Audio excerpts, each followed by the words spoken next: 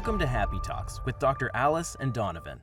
Dr. Alice Fong is a holistic naturopathic doctor and founder of Amor de Soi Wellness, and Donovan Jensen is a software engineer and founder of HowToHappy.com. Together, they're out to cause more happiness in the world. Hi everyone, welcome to Happy Talks. So today, Donovan and I are going to talk about being happy for other people's successes when you're not feeling quite as accomplished or successful as you would like to be for yourself. So Donovan, what are your thoughts about this topic? Yeah, so the first thing that I'm kind of thinking of is, first let's start with an example, right? So if I'm doing some job and my coworker's doing the same job and we both go for a promotion or something and they get it and I don't, I think that's like the type of scenario that this would come up in. And I guess like the first thing to think about is that if somebody else is successful in that way, it directly impacts you or might feel a little bit heavier because it was like a limited thing, right? Like a promotion is a limited thing that only one person can get. So if one person gets it and the other person doesn't, like it doesn't feel super awesome. But contrast that with a lot of the times when, at least for me or what I see, people not feeling happy for other people, it's in scenarios where the outcome doesn't actually impact their path at all. So for example, like I might feel a little jealous or not feel super happy about someone else's success if I meet someone who's the same age as me, but is completely financially independent or has done some like really cool thing. Like I might feel a little bit of like, and that feeling, I guess, mostly is jealousy, but it comes out where like, it doesn't really impact my journey. Like whatever someone else has done doesn't impact my journey most of the time. Like I said, there are some instances where it's like a little bit more nuanced. Even then, I think we can probably talk about this more as we go through the video. Even then, it probably doesn't make sense to hold any of those negative feelings.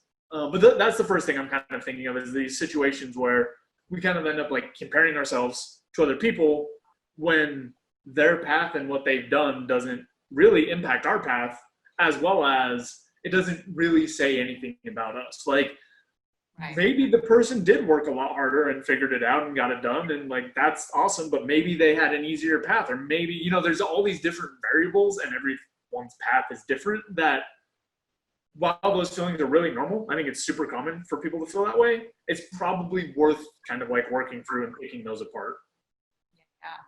No, I agree. You brought up a really interesting, worthwhile point, because in the scenario, like your colleague gets a promotion and you don't, and you might feel sad or upset because maybe you felt like you deserved that promotion a little bit more, but they ended up getting it. But what you mentioned that resonated with me was like, you don't technically know everything that they've been doing, all the things that they've been doing on their end in comparison to you. So how can you really know? That's an unknown, and you're making an assumption that you deserve it more potentially. But who really knows? You know, if your friend is or your colleague is a friend, then, you know, being happy for the success, really, it doesn't impact you to any degree. Mm-hmm. Yeah, I think there's two pieces to kind of pick apart, which is that there are two separate events going on when somebody else is successful and you don't feel good about it. One is that there's this event of this person, and I think it makes the most sense in the context of a friendship or someone you at least know. But there's this person and they have achieved something that likely they're proud of or feel good about or want celebrated. And so there's one piece of like getting into that experience with them and being able to kind of celebrate with them or just show support or be part of that journey. And then I think there's another part where sometimes what it activates in us is this comparison of like, oh, they got the promotion, like I didn't, what does that say about me? Yes. And there's like this work that needs to be done over here, and it's really, really easy for those two things to collide in a way that's like, I feel bad about this thing, or I have stuff to work through. I'm going to try to take you down a couple notches so that I don't feel as bad. And I don't think there's any scenarios, at least that I can think of, where that's actually useful. Right. So I think that's something at least to like start thinking about, is in the scenarios where we see someone else being successful and we don't feel good. For me, like this most often happens when I see people that are way more successful than me in some way, more successful. And there is a initial reaction to like, oh, well, they probably X, Y, Z, like some sort of excuse for why they have this thing that I don't. And I think just like spending a little bit more time being like, okay, why does this make me feel so uncomfortable? What am I worried about? Because most of the time, like I was saying, it unlocks something else in you, or it's about something else in you, and it has nothing to do with whatever this other person has done. Absolutely. Yeah, I can 100% relate to it. And it just made me think of this one situation that happened just a few years ago where I actually did a brother-sister trip to Mexico back in June a few years ago. And it was just an opportunity for us to bond because I had been living on the East Coast for a while and he was living in California. So we wanted to have this fun adventure brother-sister trip together. And on that trip, we were out to dinner, nice seafood restaurant, and he tells me that he's going to propose to his girlfriend in a few months. And I was just like, and I knew that he had had so many struggles in dating and relationships and had to work through a lot of like self-confidence issues to that him proposing is such a huge milestone of his progress and where he's been in life. But even though I was like happy for him at the same time and like thrilled and excited for him, at the same time, I like burst into tears because I couldn't get over myself. And yeah, I admit I was making it about me. I was kind of upset because at that point, this was actually right after maybe 6 months or so after I had broken up with a serious boyfriend of almost 4 years, essentially. And it just like, and I was single and I had like no potential prospects in the line. And I was dating and I was just still figuring my life after ending this serious relationship. And I was upset because my baby brother, who's 4.5 years younger than me, is going to get married before I am. And I made that mean like, oh, he's got it. How can he have it figured out before me, like to get to this huge milestone in his life before me when I'm older? I have way more relationship experience than him, and he's just getting there like that. And I had a breakdown, but I definitely felt like guilt for feeling upset when I should be in a celebration mode. And I didn't want to cry. Like you can't necessarily control those emotions when they come up. But what I did do later that evening when we got home, I called one of my coaching buddies, my friend, one of my past coaches, to kind of like, even though I wasn't working with her directly anymore, I just was like, I need some serious coaching right now, like in a breakdown emotionally about what happened. And, she talked me through it and just helped me see that, I was making it all about me, and I was judging myself for not being where I thought I should be at that point in my life.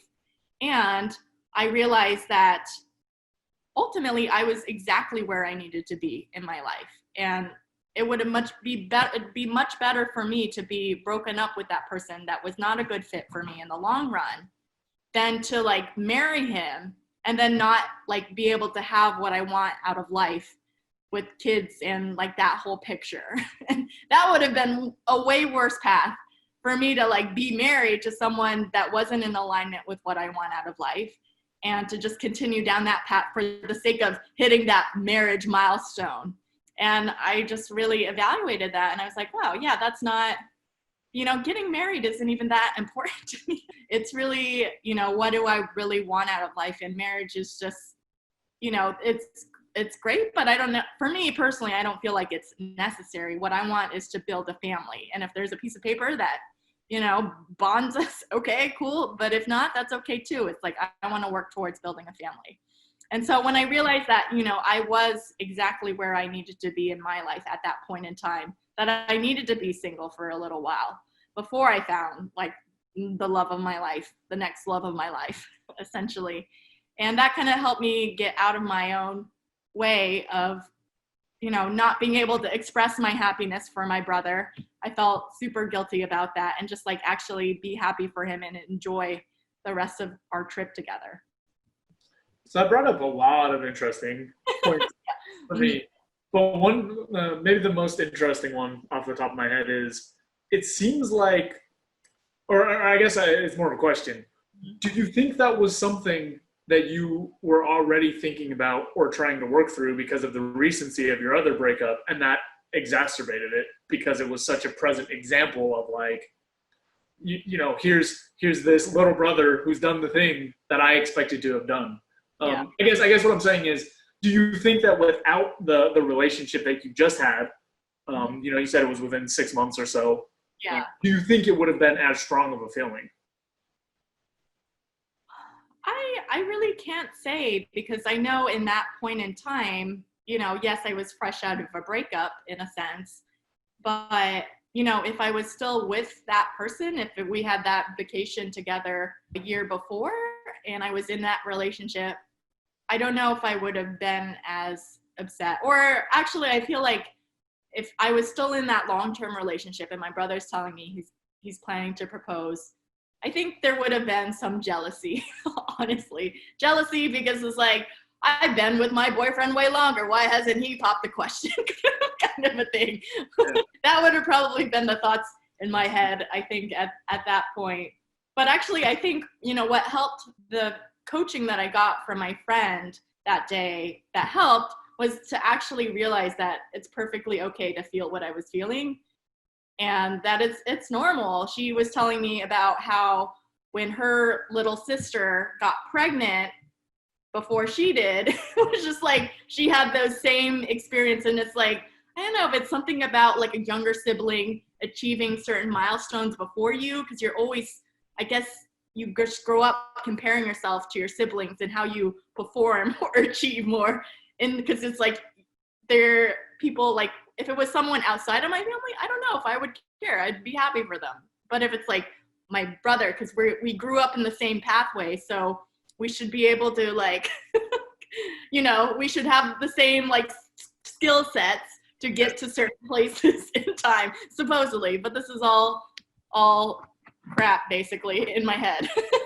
Yeah, the reason I asked that question is because I was curious to kind of tease out the pieces of seeing if it made sense that maybe some of these issues are things that are kind of like lingering with us or like hanging around, and then when someone else gets whatever the thing is or something close to something that we're still working on or haven't worked through yet, then it acts as like an emotional trigger point of like, oh, like what, like, no, wait, there's this thing that like I've been working through and I felt like I had plenty of time, and like now this other thing has happened.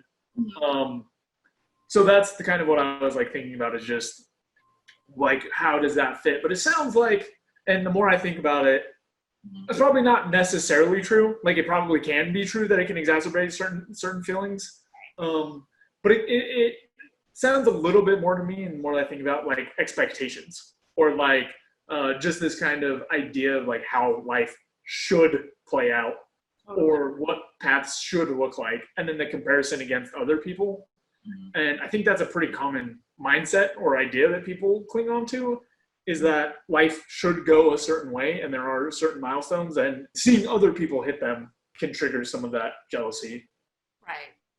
No, I agree. And it's just, I think it's this idea that we should hit certain milestones by certain ages that kind of gets us in trouble with these emotions that come up when we're not at those milestones at the expected ages. That is what society tells us to be, because we can't necessarily, it's not like I anticipated to be in that relationship for 4 years and then, oh yeah, we'd call it quits. And then people in marriages, they don't necessarily go into marriages expecting to get divorced. Well, I hope most people don't, but it's just like life happens sometimes, and it throws you curveballs, and you just kind of have to adjust and adapt in those moments. And that's all you can really do, and learn from those experiences from the past so you can grow. This is going to end up a just tiny bit tangential, but what came to mind for me is the difference between having your actions or your aspirations based in values and against based in goals. Right. Right? Like it sounds like, and I've experienced this before too, when I have certain goals that I want to hit and other people hit them around me, even if it's after, before, or whatever, I feel some kind of like jealousy around that because I'm so focused on the goal. Right. And just while you were talking, I was thinking like, if I was more focused on my values and like who I want to be, exactly what I do is less important. Now, I don't know if that like resolves the feelings, right? It still doesn't feel awesome to see someone get something you wanted. But I do know that in the past or in similar situations, and I can get us back on track after this side note, but kind of thinking about the values helps more than trying to pin so much on these milestones.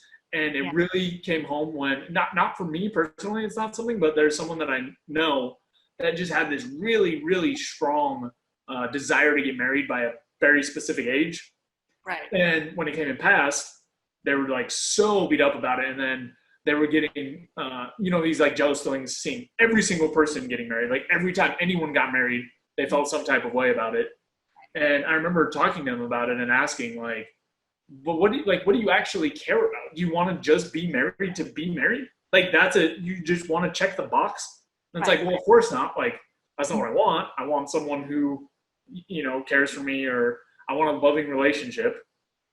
And when I talked to her about like, okay, but is that locked to a timeline? Like that, the thing you said you really want doesn't seem locked to a timeline. So it doesn't seem to make sense to me to focus so much on getting the box checked when what you actually want, or at least as you described it to me, maybe it's different if you want kids so that you're a certain age when they're a certain age, or, your plans are a little different, but how this specific instance was described to me, I was like, then I don't know why you're focusing on that piece. And not only that, it's hindering your goal by trying to push you into the checkbox instead of what you actually care about, which is the relationship. Because she was pushing, to try to get married like as fast as she could. And it was kind of making, as most guys are, a little bit wary of like, I haven't been dating that long. A lot of guys. Yeah. Like, okay, second date. When do you think you're wanting to get married? Yeah.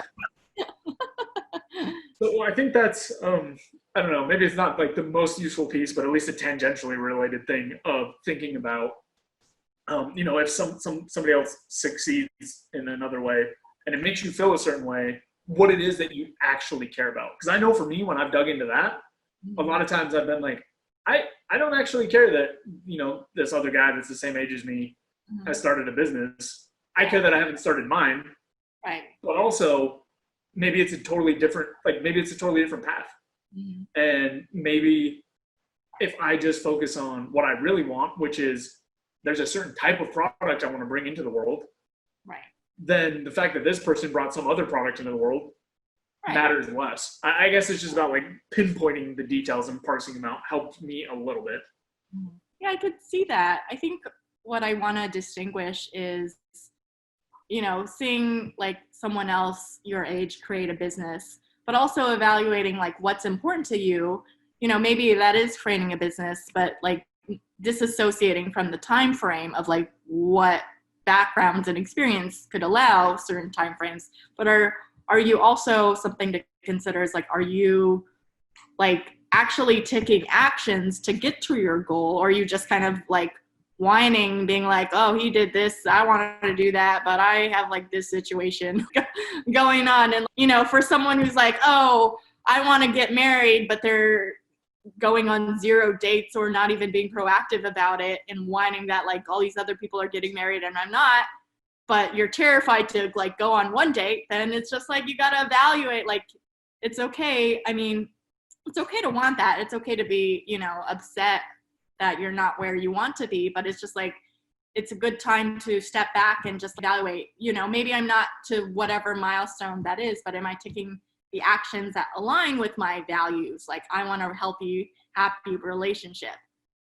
Am I going on dates? It's just like kind of that correlation of just, stepping, and then actually considering, maybe you're going on like in the scenario, if someone was wanting a happy, healthy relationship and they could let go of the idea of like, need to get married by this time frame, if they can let go of that and the goal is to have a happy, healthy relationship, are they going on like 1 date a month, 1 date a week, 5 dates a week? And just looking at like, this is actually a performance thing that I've gotten from a lot of leadership training, of just being like, not judging yourself for whatever actions that you're taking. Let's say, or like my business goal is to make 10K every month and I'm only making like 5K.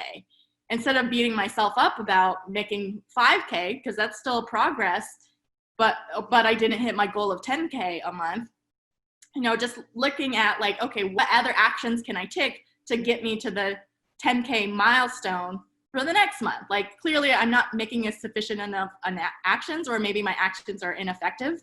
So I have to evaluate, like, what do I need to do differently to get me to my goals? Instead of just keep doing the same things and getting the same outcomes, like maybe you got to change something up. Maybe you have to try something different, versus like considering yourself as a failure for like, oh, I'm not to my 10K, or I'm not in that relationship.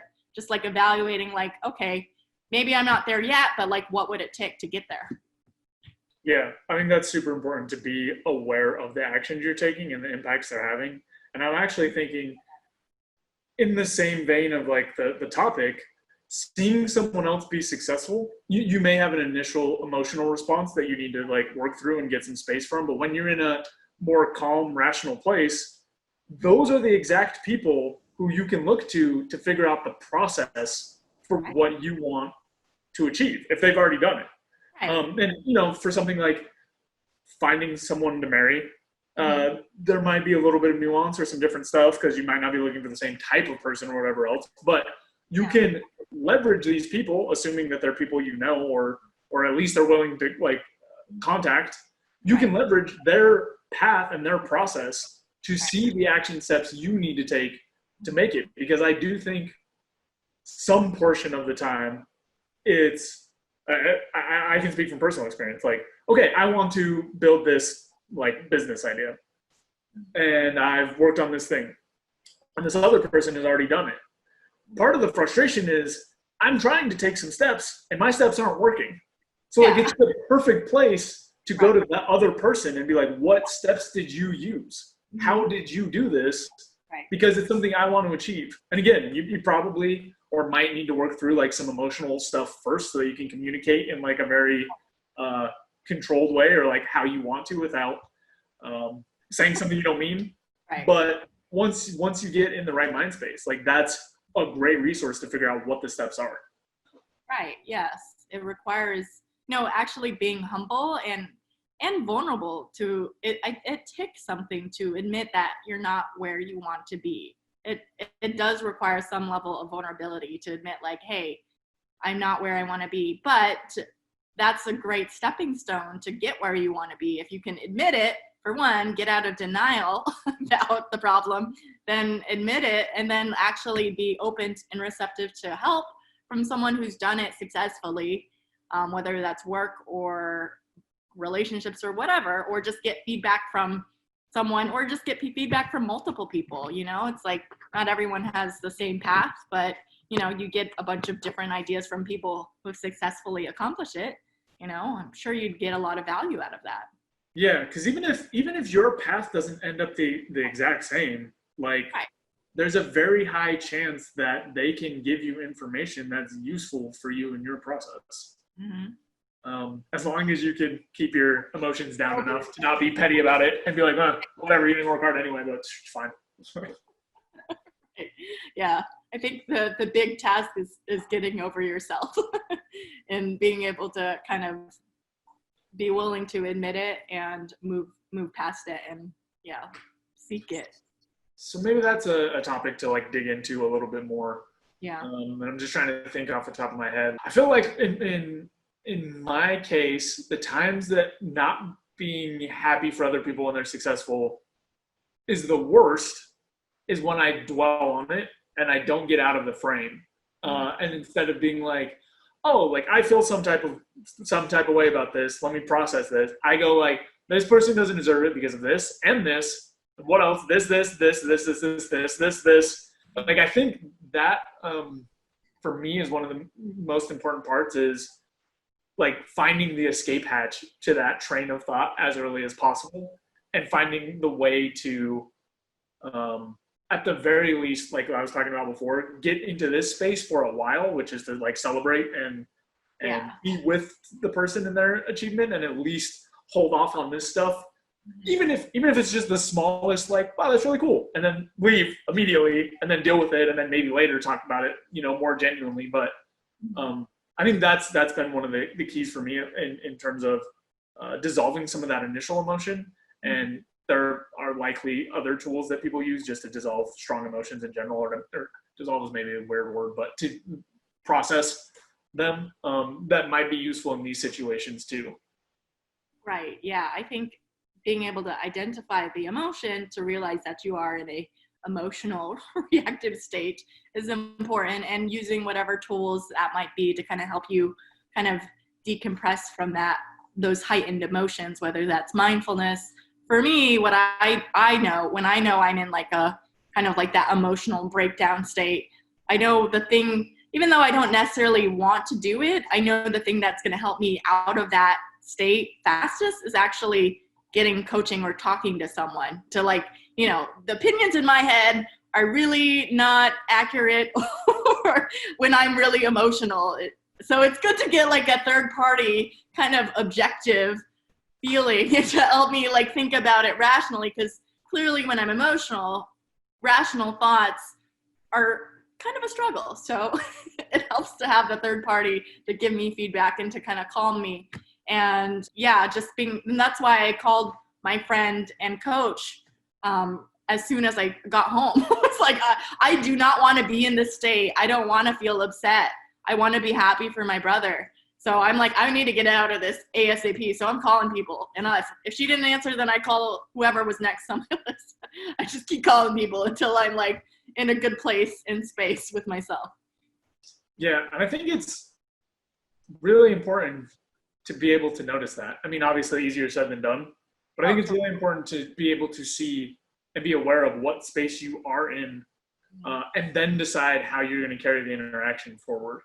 Because I think, I can't think of any examples off the top of my head, but I know there's been times when I've been in a jealous or just generally negative emotional state during someone else's accomplishment, but tried to stay in that space of like, oh, I'm so happy for you. But like, it wasn't genuine, and you can tell it's not genuine because I'm so preoccupied with the emotion and the stuff that I was dealing with. So I feel like that's it. That's an important key. And it's really just an important skill in general to be able to like identify your emotions and be aware of what you need to do to act on them appropriately.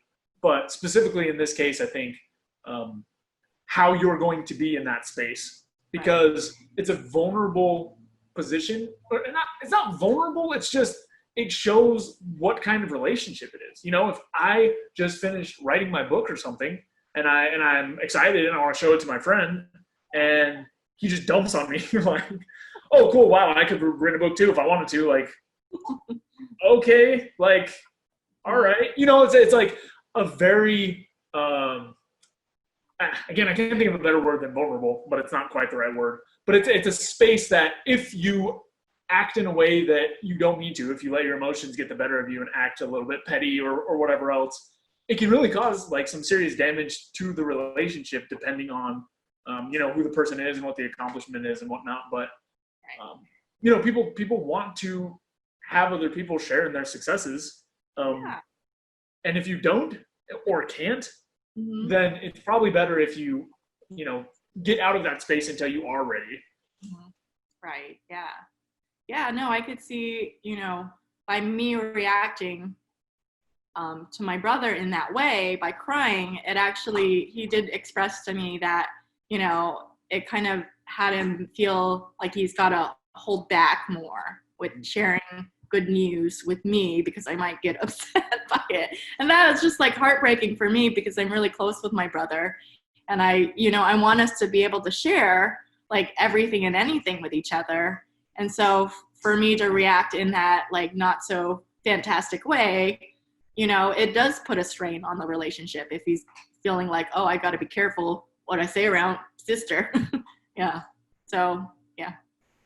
Yeah, because I imagine this is most relevant when it's people you actually know. You know, when I read in a Facebook post or something like this person did this awesome thing. I'm like, well, cool, but like it's not nearly as high stakes as when, or high stakes. I don't know. That's kind of a lot, but it's not nearly as important as when it is, you know, close family, friends, things like that. And most of the close relationships are probably strong enough to kind of weather it. Like you were saying, it's not like an immediate like, oh, that made you upset, like done, cut off, goodbye.